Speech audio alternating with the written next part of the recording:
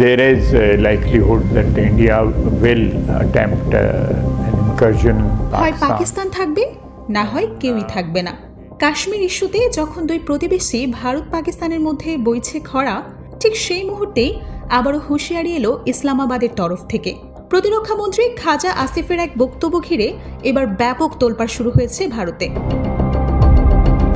সম্প্রতি পাকিস্তান ভিত্তিক সম্প্রচার মাধ্যম সামা টিভির অনুষ্ঠানে যোগ দেন দেশটির প্রতিরক্ষামন্ত্রী খাজা আসিফ।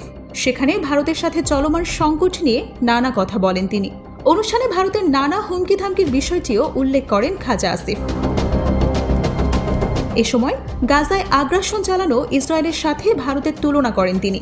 অভিযোগ করেন দুই অঞ্চলের ঘটনা হলেও একই চিন্তাভাবনা নিয়ে এগোচ্ছে ভারত।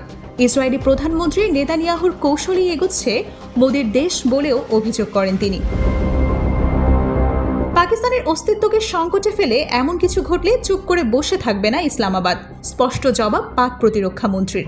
জানান, এমন পরিস্থিতি তৈরি হলে হয় পাকিস্তান বাঁচবে আর না হয় কেউই বাঁচবে না।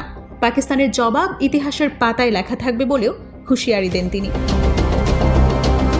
যে কোনো মূল্যে পেহেলগাম হামলার প্রতিশোধ নেওয়ার ঘোষণা আগে থেকেই রেখেছিল ভারত।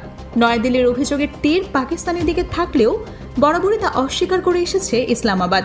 এর আগে সোমবার লাইন অফ কন্ট্রোলে হামলা চালাতে পারে ভারত বলে দাবি করে পাকিস্তানের প্রতিরক্ষা মন্ত্রী। শুধু তাই নয়, প্রতিবেশী ভারতকে যেন উপর্যুপরি হুমকি ধামকির মধ্যেই রেখেছেন খাজা আসিফ। কয়েকদিন আগে সিন্ধু অববাহিকায় ভারতীয় পরিকাঠামো তৈরি হলে সেখানে হামলার হুমকি দেন তিনি। এমনকি কাশ্মীর ইস্যুতে সর্বাত্মক যুদ্ধ শুরুর হুঁশিয়ারও দেন খাজা আসিফ। সময়ে সময়ে পাক প্রতিরক্ষা মন্ত্রীর এমন হুমকি যেন রীতিমতো ঘুম হারাম করে দিয়েছে ভারত শিবিরের। ক্ষোভে ফুঁসছে মোদী প্রশাসনের কর্তা ব্যক্তি সহ বিজেপি নেতাকর্মীরা।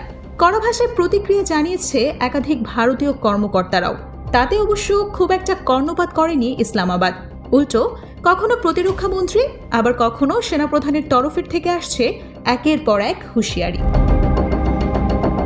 এদিকে সংবেদনশীল লাইন অফ কন্ট্রোলে দুই দেশের সেনাদের নিয়মিত গোলাগুলির ঘটনায় যেন আরও উত্তপ্ত হয়ে উঠেছে পরিস্থিতি।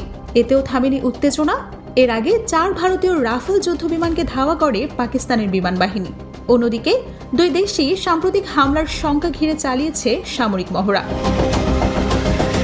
পেহেলগাম হামলাকে ঘিরে সম্প্রতি নজিরবিহীন উত্তেজনা ছড়ায় পারমাণবিক শক্তিধর দুই প্রতিবেশীর মাঝে।